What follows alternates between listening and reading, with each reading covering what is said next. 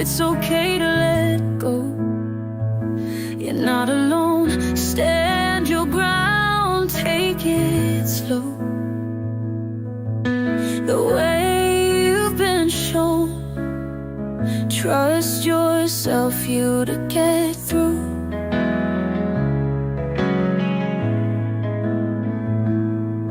Now you're on the other side, living life again. It was a wild ride out of the rain into the sun. Look, you've won.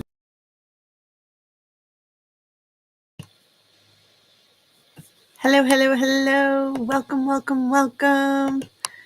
So lovely to see everybody. It is Tuesday, March 25th, 2025. Where in the world has the time gone? It's really, it's been zooming by very quickly. So, welcome everybody. For those of you that don't know me, I'm Teresa. This is my channel, Wounds to Wisdom. And we dive deep here into personal growth, evolution, awareness, recognition, things to make us better people, thought-provoking topics, sometimes silly and fun. And I would say that, this has been energetically a really powerful month. The energies in the universe, the energies in my community, the energies in my home, within my family. There have been many opportunities for personal growth, painful opportunities for personal growth. And I think that we, as people, don't always like to have someone come in and be a mirror to our true selves.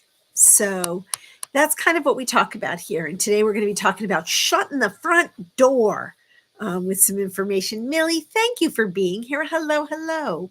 I hope where you are, it is a beautiful day. I am not going to complain. The sun is out here. It's still pretty chilly. And even though it says spring, it doesn't mean spring's going to be 80 degrees Fahrenheit. I'm going to do a weather check because I am freezing.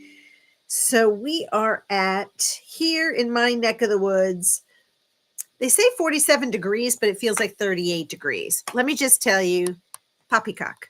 It feels colder than that, but that could just be the change in the weather and how it's going. Oh, thank you. Yeah, so hey, Jimena. Hey, Josh, thanks for being here. I was going to say that I did take a few days off from social media. I think witnessing my dad's illness hit me pretty hard.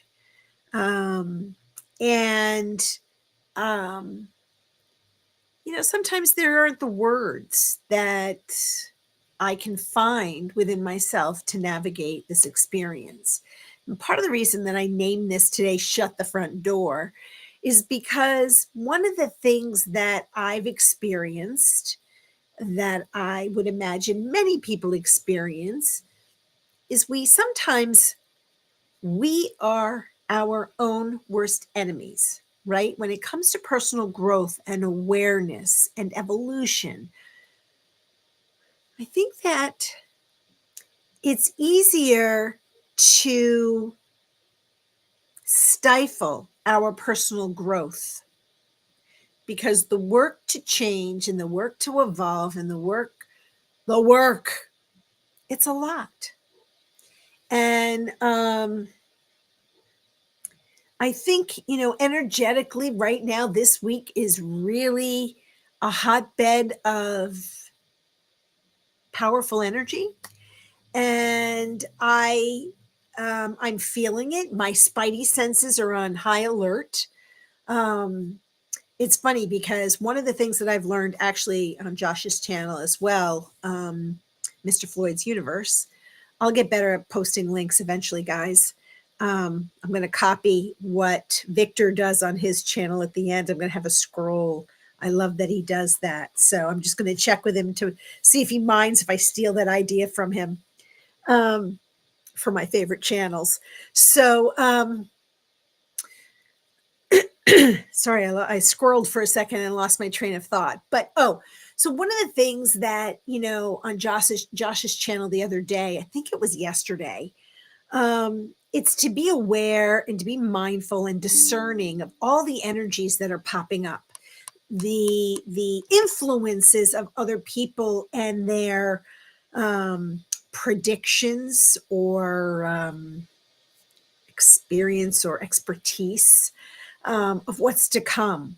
But energetically, having studied Reiki, having really been in tune to the energy that I feel within my hands, the accordion of energy has been very powerful and palpable. Like I can feel it. Putting my hand over my head, it's almost as if I can feel this weight of energy, not in a negative way. It's almost comforting.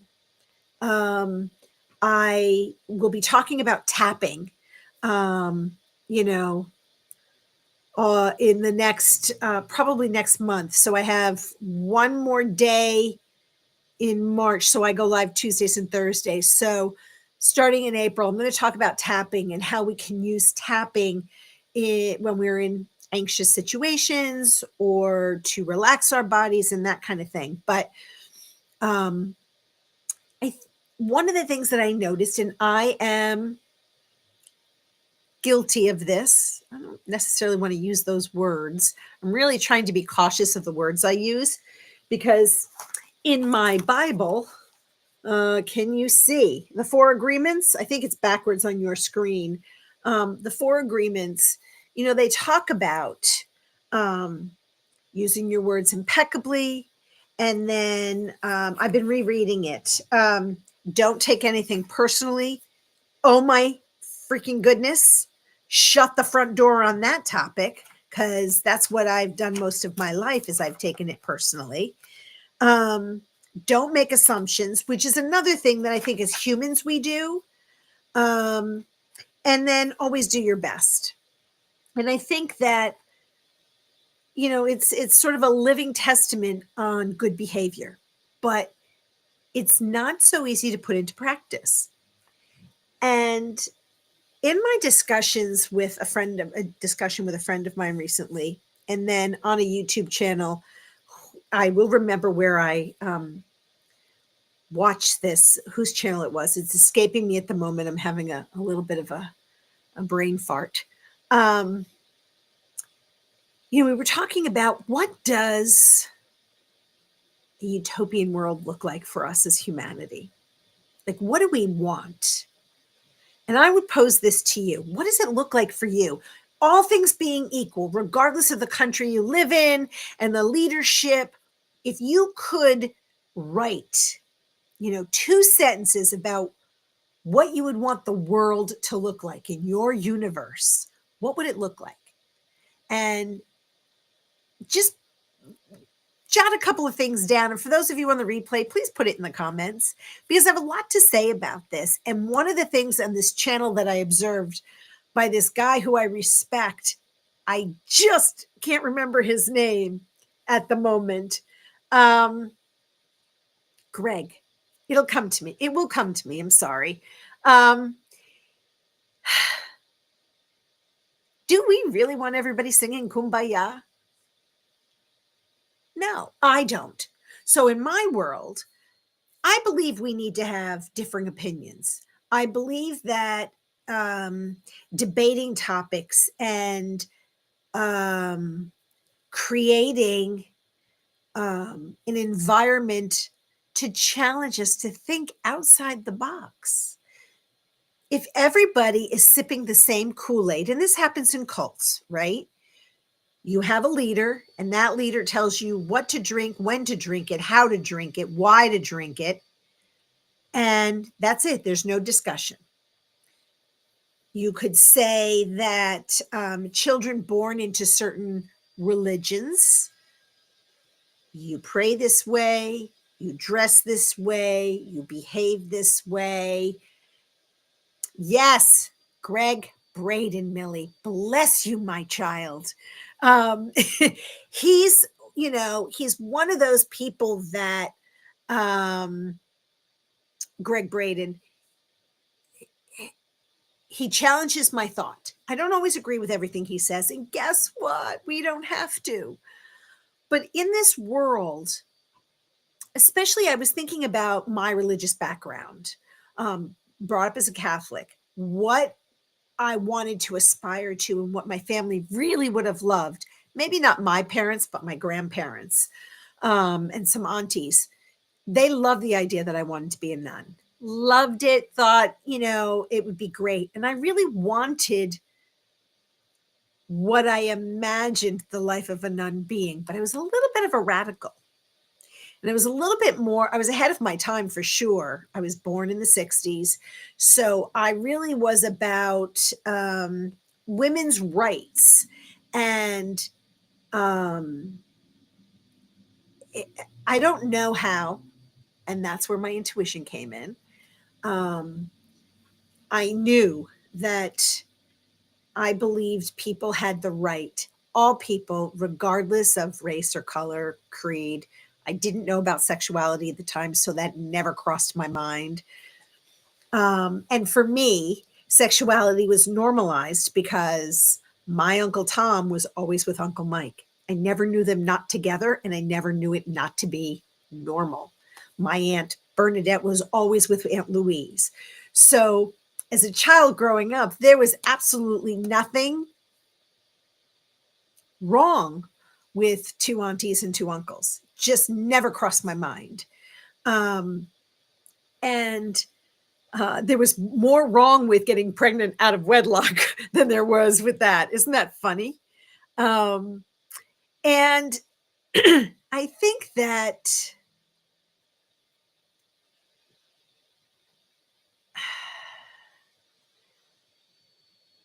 one of the things that happened for me, not wanting to become a nun, well, two things happened.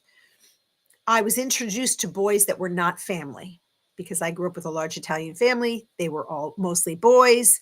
There was no romantic anything with my family, right? So I didn't know that there was anything kind of exciting until I came of age and I was surrounded with boys, not my family. And that didn't go with being a nun, apparently. Can't date as a nun. Although I could start a new religion and have that be a whole new topic. Hold on. Let me add that to how I want to create my new world. But I think that we allow those influences. So every Sunday, I went to Catholic school, so there was regular church for me. I actually enjoyed being in that hallowed building. It represented quiet time that I didn't often have. It felt spiritual and holy and divine. Um, and, I aspired to be what was at that time defined as a good girl, which made it difficult as I started to step out of those confines. Everything else in my life became I was a bad girl. I thought differently. I talked differently. I interacted with people differently. I challenged people. And in some ways, and I just had this conversation earlier with a girlfriend of mine about in order to be seen and heard and recognized, I was a know-it-all. Now, I know in hindsight, as an adult, I didn't know anything. But as an observer of the world, I did. All right, puppy, what's going on? Can you mind your manners for me? Now's not the time to tinkle. Okay, thank you. If they start to cry, I'll have to pause us and go handle them. Hey, Scotty boy. Welcome, welcome. So, as I wanted to grow as a person, and I think that's the challenge, right? We're in very difficult times right now. We're in times where we don't respect each other as much. And that's one of the things that hurts my spirit. I want to be able to agree or disagree. And I'm not, I don't want to say quick witted. That sounds like I'm diminishing myself. But, I don't have good comebacks. I'm not fast enough. I'll be mad and I'll be tongue tied. And then 2 minutes later, I'm going to walk away and I'm going to go, damn, I should have said this. I don't know if anybody else is like that. When I have a point and I believe I'm right, I believe I want you to see my perspective, though. I don't necessarily want you to believe what I believe, but I want you to respect my opinion. And I'm not good at communicating that. And so I do the opposite now as an adult. And I just shut down and I walk away and I don't, I'm like, I wash my hands. But we're in a shush culture. And when is it not okay to be shushed? Things in this world, we can't just shush. So as we're growing and as we're evolving and as we're morphing into these other people, what is it that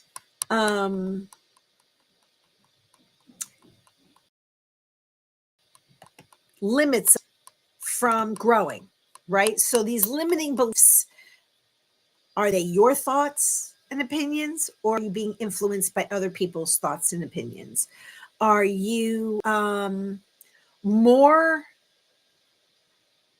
concerned that your potential and your growth in order to achieve certain goals needs to be within the confines of what others say is the right way?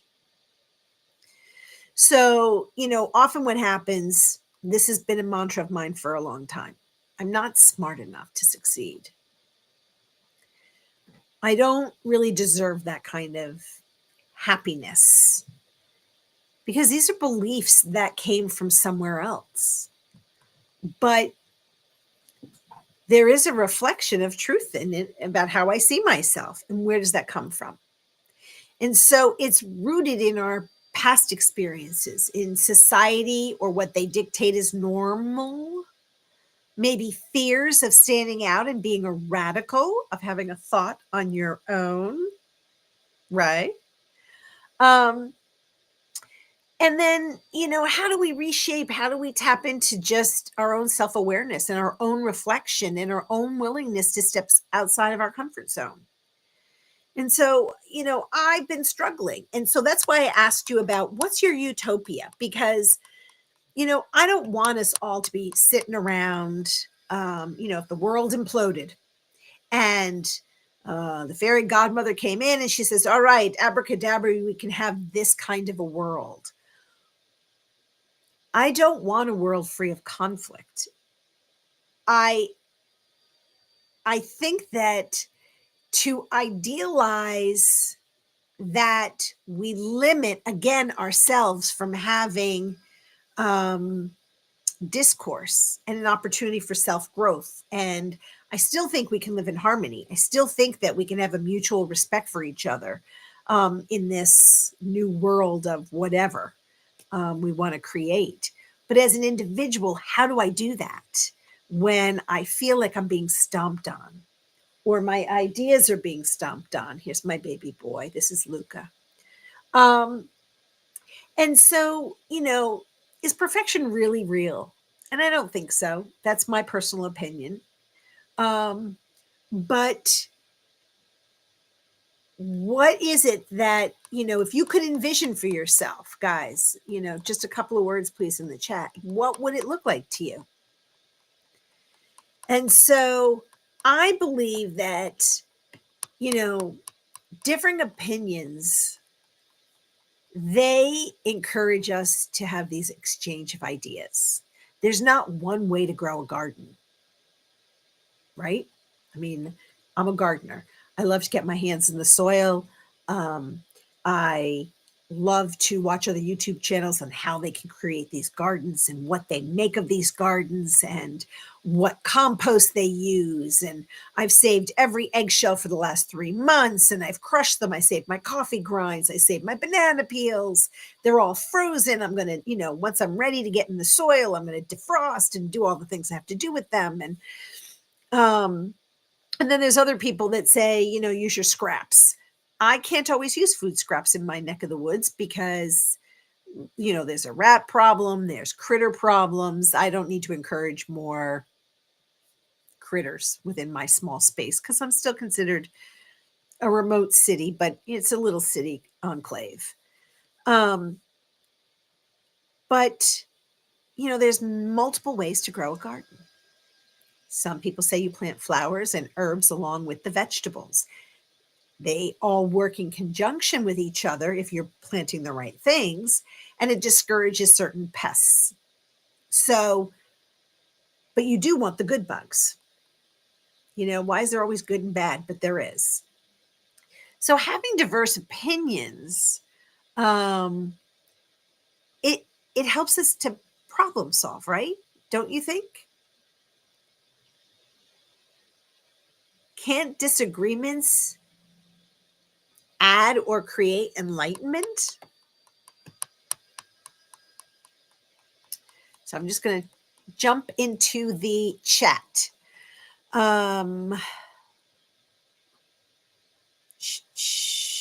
Definitely respect peaceful discourse, compassion and love for one another. This is Millie. I don't want to see people taken advantage of. So I echo those sentiments exactly. I think one of the things that I have noticed, and maybe it's been there all along, I've seen more and more in the last 10 years. I refer to it as the KKK syndrome, right? People are taking off their white hoods because they can and they've been given permission to show their true hatred of other people, their differences. And yet, you'll go eat Mexican, Thai, Vietnamese, Italian, French, um, uh, a million different kinds of food, right? So you like the culture for food, but not the people who make the food? Like, is there one way to make pasta? You ask the Chinese, they would give you their definition of how to make pasta. And then you ask an Italian. And then you ask somebody else who has an allergy and has created this pasta through vegetables that I never would have thought of, or using wheat berries of some sort. So I think that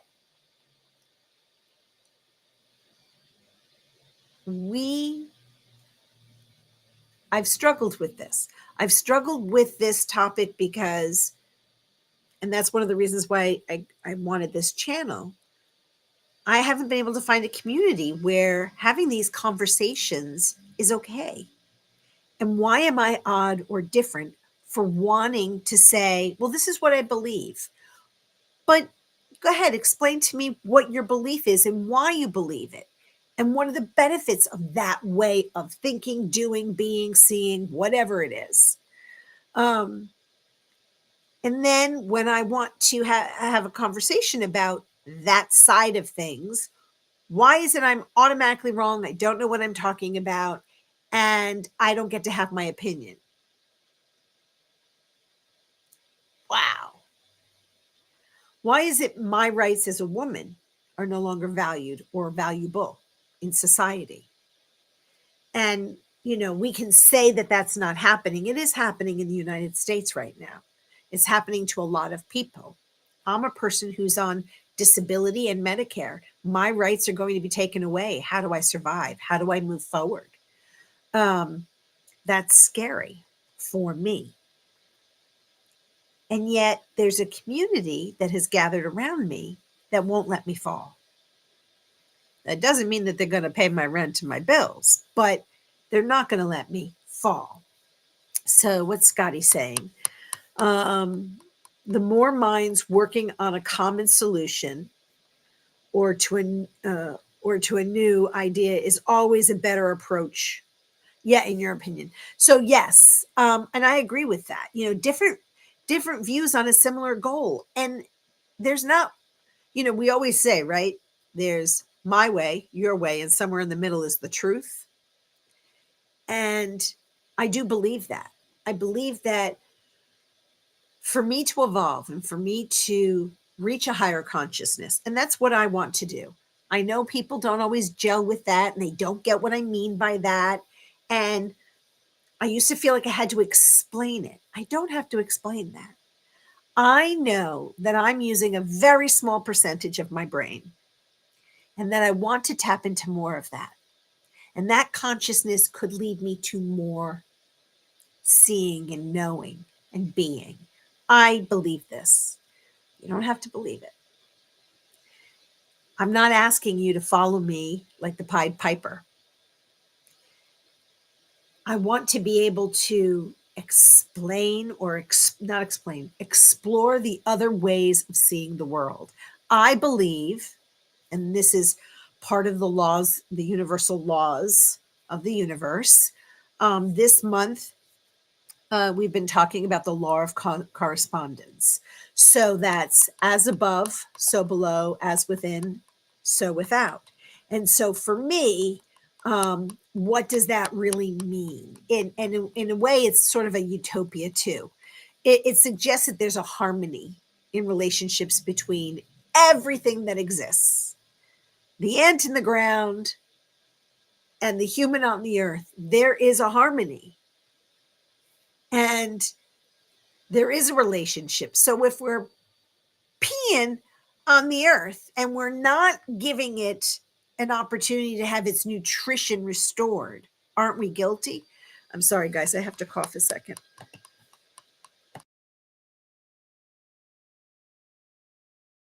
I'm so sorry. That's what I get for talking so much.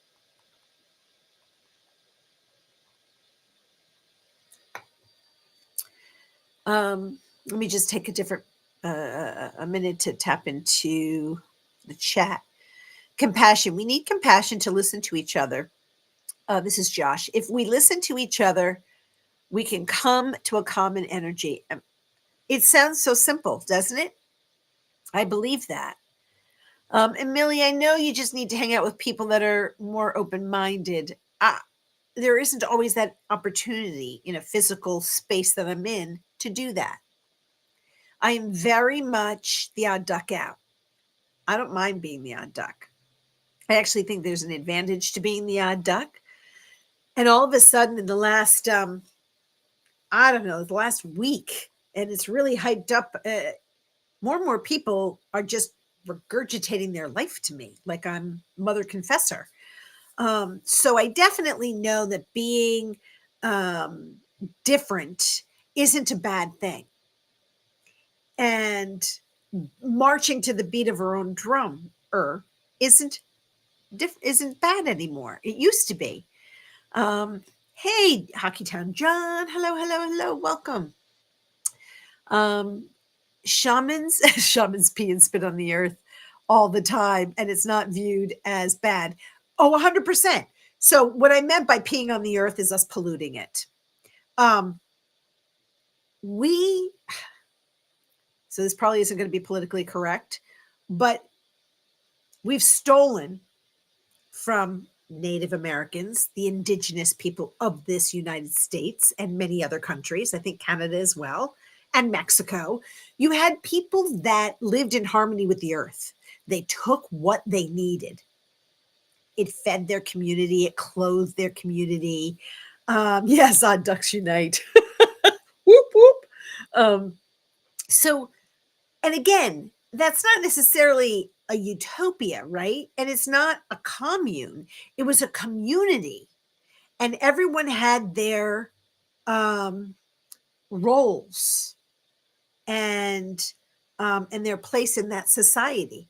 It's not perfect. It shouldn't be perfect. I don't believe in perfection. I also don't believe that there shouldn't be conflict. I think it keeps us honest. I think it keeps us grounded. I think it keeps us um, in in that higher consciousness of, well, what's best for the whole without sacrificing who I am. And so as we talk about, the law of correspondence, as above, so below, as within, so without, one of the other things that strikes me about that is our inner world, our thoughts, our emotions, our beliefs. They are a mirror to what's outside of us, the actions and circumstances of the world at large. And, the principle of the law of correspondence implies that patterns observed on a small scale can be seen on a larger scale. So, we have seasons, tides, moon cycles, everything's reflected in our personal rhythms and challenges. We recognize that this inner turmoil might manifest itself as external difficulties. Um, and we learn that our personal growth and introspection are not isolated journeys. They resonate throughout the entire universe. Everybody in this universe goes through this at different times. And we resonate with those things that we're experiencing out in the world, or so I believe. The purpose of it is to cultivate for ourselves that inner balance, to create our own foundation. So the reflection is when I look in the mirror or I look at you, how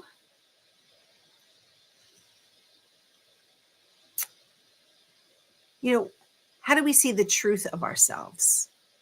Oh, hang on a sec, guys. I want to jump into the chat. John, you need to be at the hospital at 5:40 a.m. tomorrow. You're packing your bag, finishing laundry. I know that you're having a procedure, but for the life of me, I can't recall. So I know I send healing blessings and good doctor hands and nurse care, and so I'm just sending waves and waves and waves of this energy to you. So please take that with love as you go, and know that we'll keep you in my thoughts and in my prayers. I don't want to speak for everybody, but I'm pretty sure I can speak for everybody. We're all sending you good healing vibes for your procedure. So thank you for stopping in. That means the world to me. Hey, Victor, thanks for being here. We're talking about the law of correspondence, but also utopia. So welcome in. Hang on, it's been a bumpy ride. So as we, I think in order for me not to shut the door on growth and evolution, it takes a certain amount of bravery, determination. I think as the energies are ebbing and flowing, and right now they are just flowing, they're pulsing.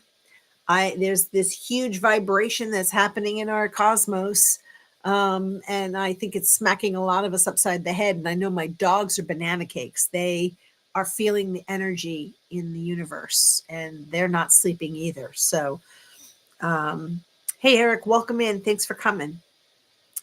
So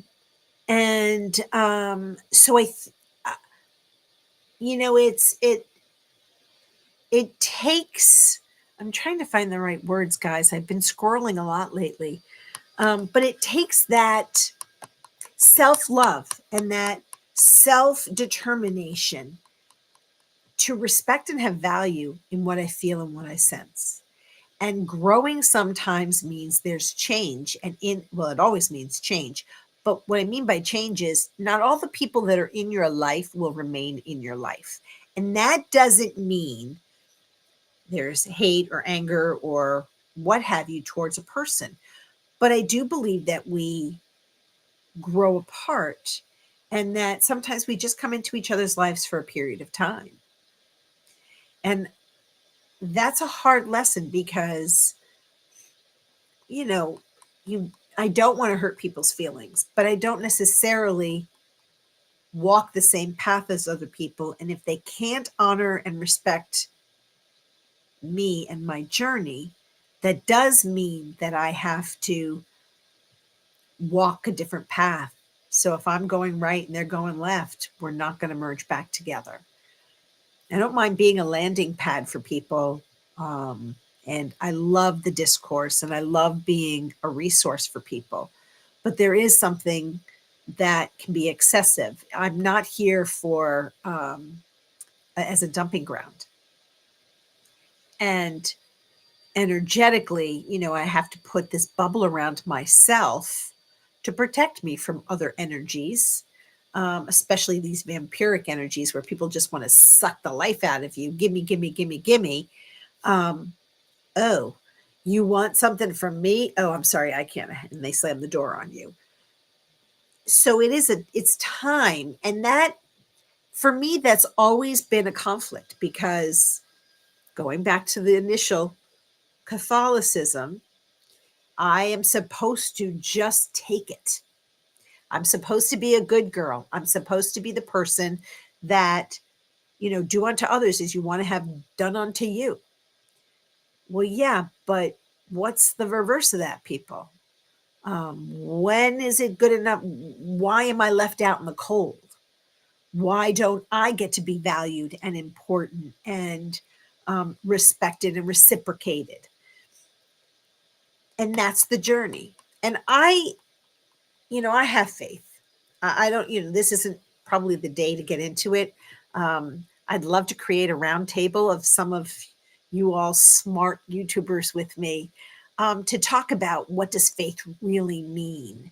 Um, and I do want to believe in order, and I believe in destiny, and I believe that there's a purpose for me. I believe in soul contracts. I don't, when I start talking about soul contracts, then everybody comes at me like, I just crossed into satanic land. Um, and that my higher self, before I was even a blip in my mama and papa's eyes, I chose to come down here and experience this life and go through this journey. And I'd like to smack myself sometimes upside the head when I reach my higher self. I'd like to have that conversation and go, hello, what were you thinking? But there's a journey, right? There's a reason for that.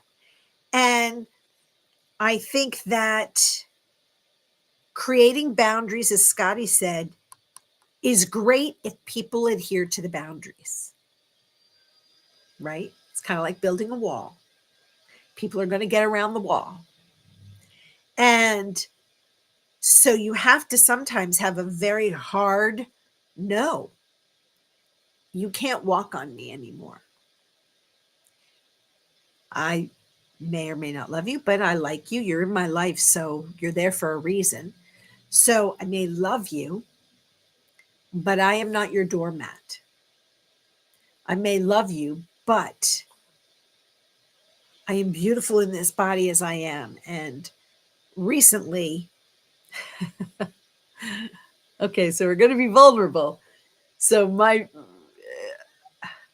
someone was trying to convince me that I looked good. And I said, well, thank you. I didn't know I didn't look good. I didn't know that I didn't meet a standard. And it was, no, but really you do. And I thought, well, I didn't know that was a concern. So thank you. Like, I don't have a quick comeback for that. I want to just say, shut the front door. Like, who are you to tell me if I look good or not good? And will you love me less if I don't look a certain way? And I know that's been the judgment about my life within my family for a long time. And I allowed that to color the perception of myself, right? So that's the reflection I'm talking about. Why do I care if someone thinks I look good or not? If I'm thinner or heavier or shorter or whatever, gray hair. Why do I care? Well, that's been society telling me I have no value unless I measure up this way. That is something that I've had to set boundaries on, as Scotty said, and shut the door. That, if that's your definition and you can't love me because I've gained 10 pounds, you might want to check yourself and understand what love really means. Because to me, that's bullshit.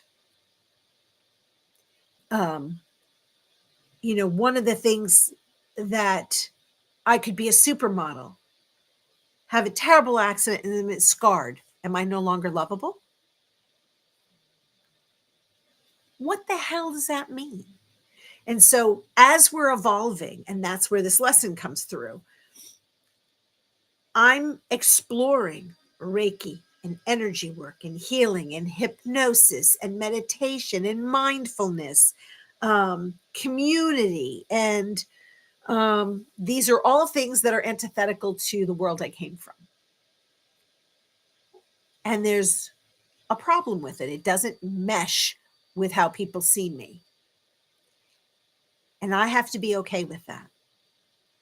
I have to be okay. So that's why I took a couple of days off. I needed to regroup and reground and create myself this inner confidence. This is my path. I've already been through a journey. I already went to the other side, people. I don't have to know everything that I was shown because it'll come to me when I need it. And that's something else I learned. Thanks to Laura B on Josh's channel. Thank you. It's allowed me to know not everything comes immediately.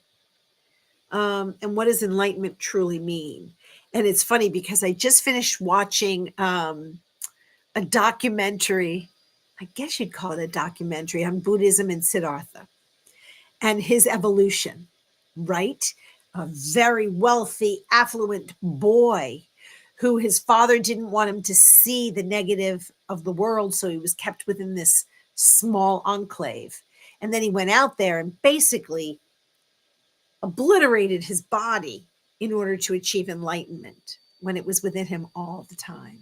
Isn't that amazing? So it's just something that I think when we talk about shutting the front door of ourselves and not allowing our own growth because other people aren't jamming with it, when do you make your stand? When do you stand in your truth? When do you stand in your passion? When do you stand knowing that others will fall by the wayside? Doesn't mean you don't love them. It doesn't even mean they don't love you. Not many people within my family get me. That's okay. I'm not asking them to get me, no different than I'm judging them for who they are or what they believe. Sorry, it's chilly. I got to keep my shawl on. So let me I want to check the comments for a sec to see if we're all there.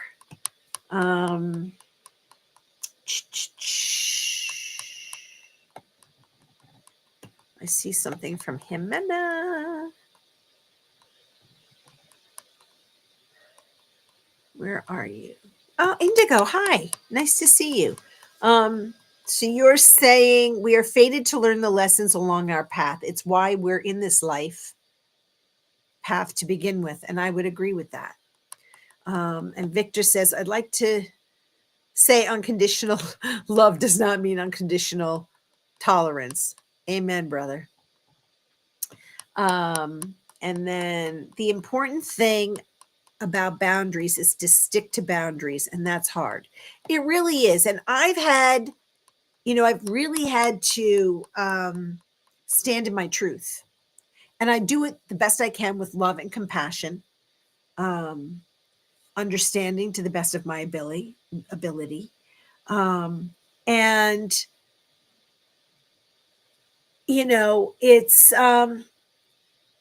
it's a journey, it's an evolution. And I think that's what, if you can radiate your love and your light and your compassion and your energy and your goodness, and I'm not good all the time. I don't think Buddha, I don't think the Dalai Lama, who I love, is good all the time. Talk about a sheltered man. He was a sheltered boy that was constantly educated, constantly held within the confines of his learning center. And he didn't really get to go out and experience life. He knows about it from news and reading and this higher self, but he hasn't walked it. He doesn't have to worry where his food comes from. He doesn't have to worry about bills being paid. That is his world, right? He can sit in enlightenment. He can come with all of this wisdom, which is true wisdom. That doesn't make him angelic. So I don't think that's what I'm striving for. Hockeytown John, Catholicism did a number of me too. And look, this is every religion does it. I have friends that have been in traditional Jewish faith. I've had conservative Jewish friends, and more liberal, Hasidic, though they're not friends because I would never be allowed to be in that world. But I am very familiar with the world of Hasidism. It's all what you're raised with. That's why I said, it's no different than a cult. You're told this is how you're going to be. This is how you're going to interact. These are your rules and regulations. Now, if you are born into something, you don't know it any other way until you step out of those confines. And then you're like, holy crap. One of the things that I've been told, and I don't know this, from personal experience, but the Amish send some of their children out for Rumspringa. So they want them to go out before they commit to that lifestyle of being Amish because it is a sacrifice.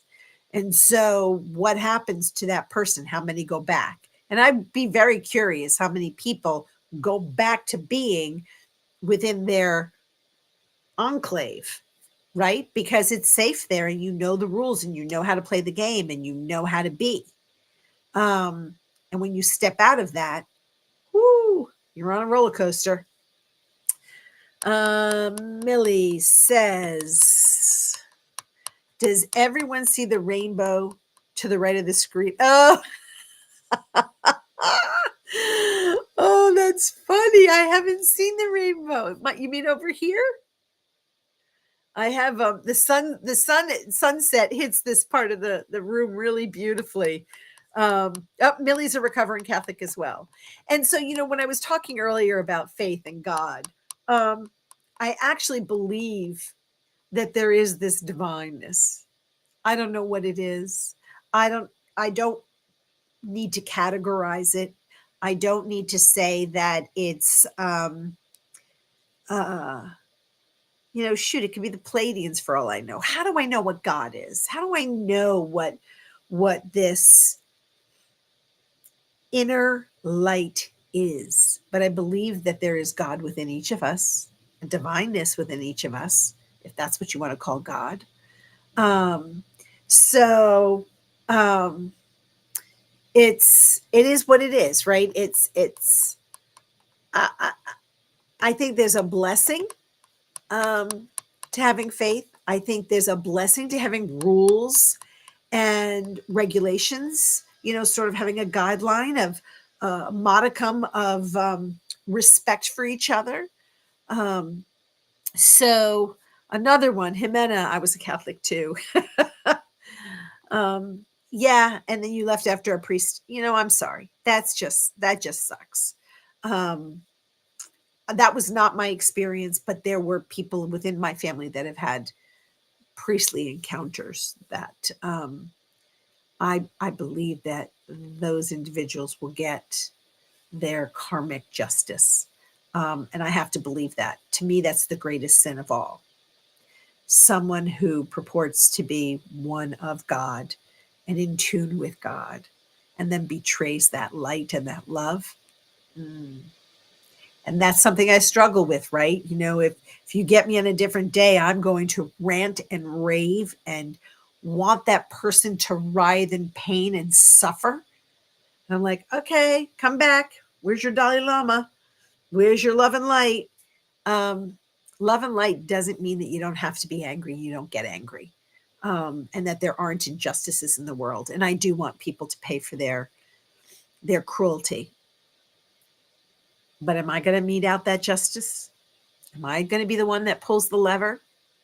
I don't know. I don't know. Let's see. Oh, yes, Laura be on tonight with Josh. Yes, yes, yes. I'm sure I will pop on. And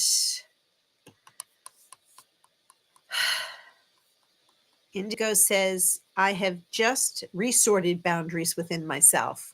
I have to hold my boundaries true to me, and then I feel stronger in enforcing it with others. And so, Indigo, I'll share with you that, there, even though my dad's ill and even though he's going through his things, I don't allow some of the behaviors of the past to come back at me. Not going to happen. And I am prepared and am willing to walk away because I've said my piece.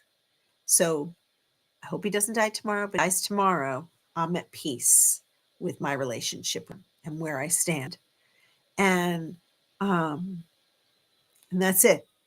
You know, I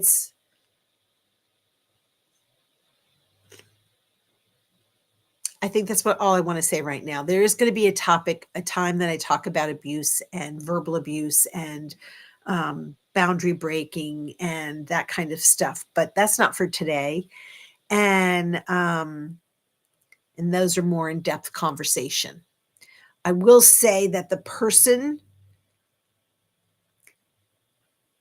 I don't know if I have more hate. No, because I don't have hate anymore. I really don't. I don't hurt the person who violated me as much as I have been angry at the people that didn't believe me. That to me was a greater violation. And knowing that there are or is person still communicating with the person that violated me and hurt my soul, hurt my body, hurt my mind. And I don't matter in that equation. That is a boundary that I have had to set for myself that I will not cross. And I am okay with never speaking to these individuals if they ever put me in a situation where I have to encounter that person or it's not even up for discussion in my life. So the boundaries are critical and standing in your truth. And I'm okay. I am okay because I've not received what so we're going to end it there. Okay. I'm going to stop that topic there. But I hear you, sister. Oh, is it okay? Just that is the reason in quit survivor here. Yes, you are. You are a survivor and we love you. All right. Let me just scroll down, scroll. Serena's here. Hello, hello, hello. Miss Bath Maven. So happy you guys made it here. Cromel, thanks for being here. Thanks, Hockey Town John. You know, it takes a lot to stand in your truth. And one of the things that this community has taught me is it's not just women that have been violated and mistreated. And so I have a respect for the men in the community that have spoken out. You don't need to share your details. The traumas and the hurts that we have received, now we have to not be, I don't want to live in it for me. I don't need to live there anymore. I want to live in love and light and peace and healing and compassion. But you come at me, you're going down. 555, sister. Amen. Yes, it is. Um, and that couldn't be more appropriate. But I'm not one of violence. I can be violent with words, which I have remedied and worked hard to use my words impeccably. Again, the 4 agreements, guys. We are going to have this discussion with the 4 agreements. I swear. I'm gonna throw that out as a topic of discussion on Thursday to see who wants to go through this with me, and maybe have an open panel, and we can just get 4 or 5 of us to talk about the 4 agreements if anyone's read it, and how we can use that and what we've learned from it. But I want to use my words impeccably, and I don't want to take things personally. If you're yelling at me and I have no idea what it is, I know truly it's not about me. So sometimes you just need to bah at somebody. And I have my bubble, and I have my Glinda the Good Witch bubble around me. And I know that I can say, do you feel better? Now let's really sit down and talk, because I know this isn't about me. And if it is about me, I'm going to help navigate that person to using their words, because I don't being yelled at. And then now we get nowhere. So I think what I wanted today was just to demonstrate that we are our own reflections of our own growth and our own limitations. We can't say, well, my mom limited me, my dad isn't, you're not with them anymore. We're grown-ups. So we can heal the traumas of the past, but we got to put our big girl and boy pants on and stand in our own truth. What's our truth? And it's not easy. And sometimes it is a hard no on, I'm sorry, you can't talk to me like that anymore. And that's it. We can have a conversation, but you can't talk to me like that anymore. And once I set my boundary, I will hang up the phone, or I will walk out that door. And that is not avoidance. That is my boundary. So I think if I can empower anybody to stand in their truth, I'm saying this to help remind me to stand in my truth, to stand in what I believe, and to also be open to opposing ideas. I have 1 or 2 people that I can really say, this is how I'm feeling, and they'll call me on it and help me walk through it. Because walking through our difficulties, sometimes we're locked in our opinions, and I don't want to see that there's another way of looking at something. Before I go, because I know it's almost time, someone was trying to explain. Well, it's a longer conversation. I was going to say, transgender and the verbiage of he, she, they, them. There was one other, and I was like, okay, this is a discussion that I need to sit down with you over some dessert so I can really understand, because I get many things. It's the naming convention right now that I don't get. And I pride myself on accepting everybody. I just want to have a comprehension of what does they, them mean. And so, not to get into that here today, but I was like, I'm open. Explain me. Explain it to me, because I have a limiting belief. And so I get transgender. That's not a problem for me. And so it's an interesting conversation that I still have to have because it's just reprogramming my thought process. But I don't have any judgment.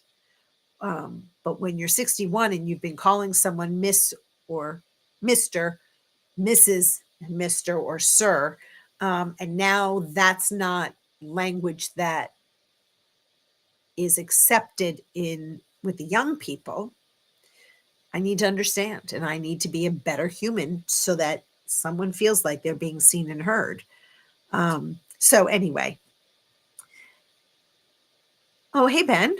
And Ben, I'd like to talk to you about hypnosis really soon. So one of the things in the next coming weeks, I want to talk about how we can incorporate healing techniques using some hypnosis techniques and demystifying some of the negative thoughts around hypnosis. I want to talk about Reiki a little bit more, and I want to open that conversation through my meditation that I hope to be doing more of. So, with that, I will see you guys on Thursday. And thank you all for being here. Thank you for listening. Thank you for participating.